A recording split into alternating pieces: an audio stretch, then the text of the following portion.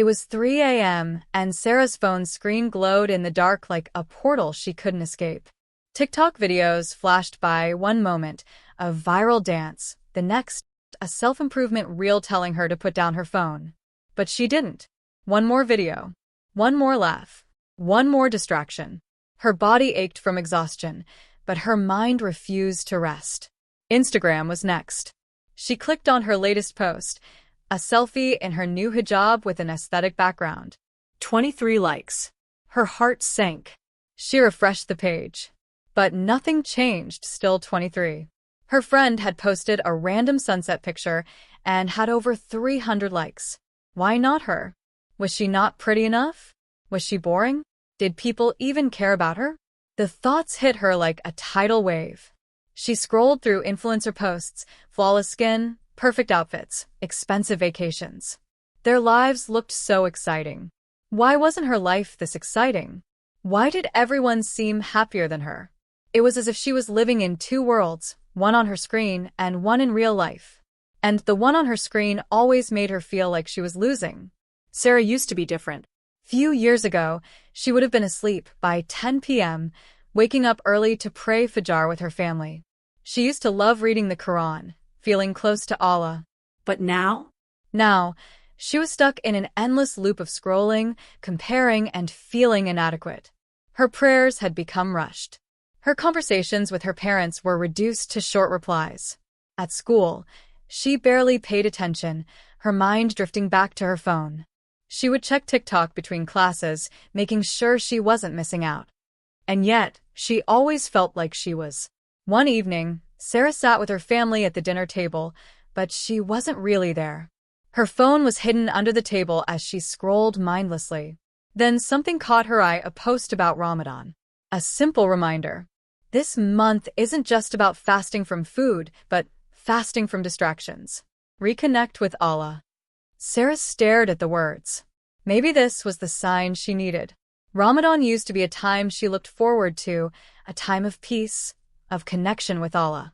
But now she felt so far away from him. That night, she lay in bed staring at the ceiling, her phone still clutched in her hand.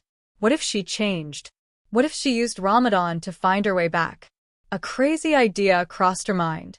What if she did a digital detox? The thought terrified her. No TikTok? No Instagram? No endless scrolling? But at the same time, deep inside, she knew she needed this. She had to break free. And Ramadan was the perfect time to do it.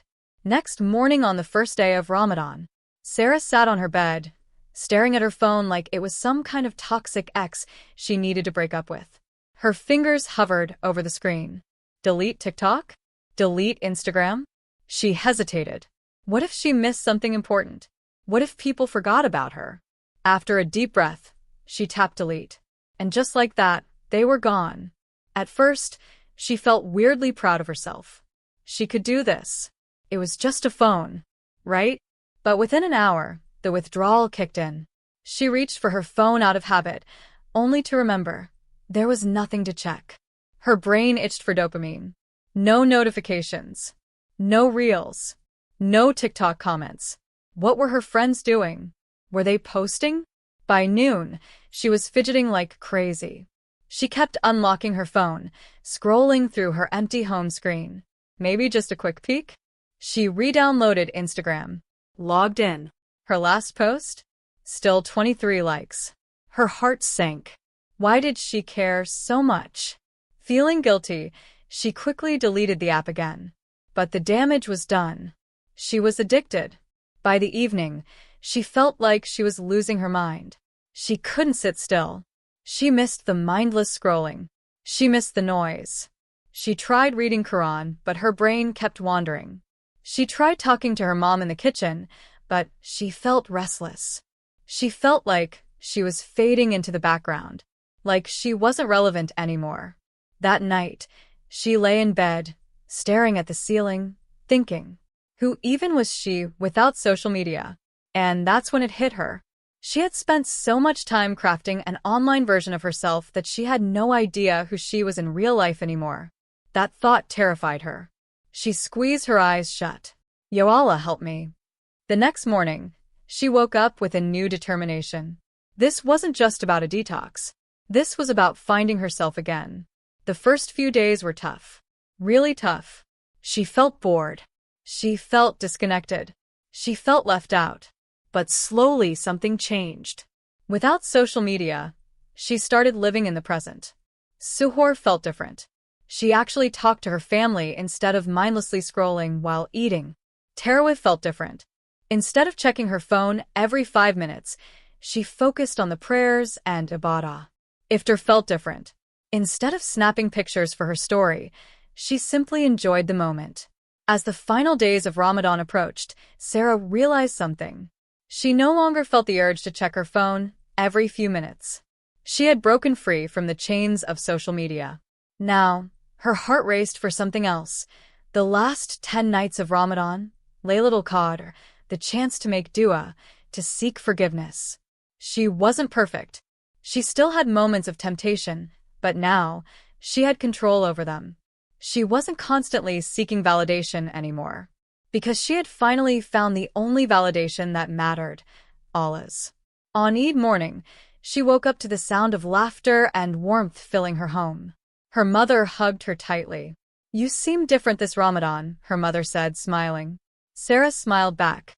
"I feel different." As she looked at her phone, she realized something shocking. She didn't even miss TikTok or Instagram. Instead, she missed this. The peace. The connection with Allah. The laughter with her family. The real moments that no amount of social media could ever replace. Sarah knew that once Ramadan ended, social media would still be there. But this time, she would be different. She had learned balance. She had learned self-control. Sarah picked up her phone. She hesitated. Then, she re-downloaded Instagram. But this time, she didn't rush to check her likes. Instead, she opened her Notes app and typed, "I control my screen. It doesn't control me. My time and energy are meant for what truly matters, not for endless scrolling." Then, she set it as her lock screen. As she walked out of her room to join her family, she left her phone behind. Because real life was waiting for her.